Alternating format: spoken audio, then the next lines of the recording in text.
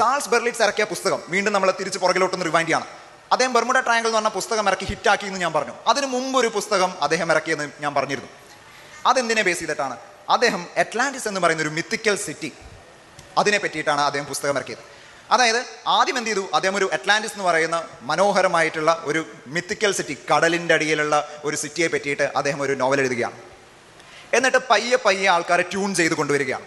ഇതിൽ നിന്നും പ്രകാശരശ്മികൾ പുറത്തോട്ട് വരുന്നു, വളരെ ക്രിസ്റ്റൽ പവറിൽ നിന്നും പുറത്തോട്ട് വരുന്ന എനർജി തരംഗങ്ങൾ മുകളിലോട്ട് വരുന്നു എന്നെല്ലാം ഇദ്ദേഹം എഴുതിയുണ്ടാക്കി. എന്നിട്ടാണ് എന്തിറക്കിയത്, മെയിൻ ഐറ്റം ഇറക്കിയത് എന്ത്, ബെർമുഡ ട്രയാങ്കിൾ. എന്നിട്ട് ഇത് രണ്ടും കൂടി കോർത്തിണക്കി. അതായത് ബെർമുഡ ട്രയാങ്കിളിന് മുകളിലൂടെ പോകുന്ന കപ്പലുകളും വിമാനങ്ങളും നഷ്ടപ്പെടുന്നതിൻ്റെ കാരണം കടലിൻ്റെ അടിയിലുള്ള അറ്റ്ലാന്റിസ് എന്ന് പറയുന്ന മിത്തിക്കൽ സിറ്റിയിൽ നിന്ന് വരുന്ന എനർജി തരംഗങ്ങളാണ്. കേൾക്കുമ്പോൾ നല്ല രസമൊക്കെ ഉണ്ട്, വായിച്ചു നോക്കാൻ നമുക്കൊരു ടെൻഡൻസി ഉണ്ടാവും. ചൂടപ്പം പോലെ പുസ്തകവും പോകും. സംഭവിച്ചതും അത് തന്നെയാണ് അല്ലേ.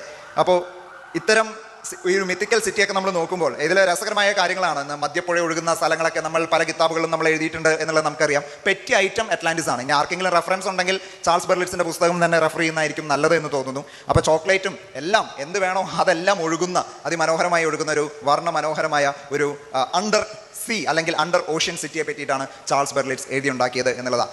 എന്നിട്ടാണ് ബെർമുഡ ട്രയാങ്കിൾ മുമ്പിലോട്ട് അല്ലെങ്കിൽ അതിൻ്റെ ട്രംപ് കാർഡ് മുമ്പിലോട്ട് ഇറക്കി വെച്ചത് എന്ന് മനസ്സിലാക്കുക.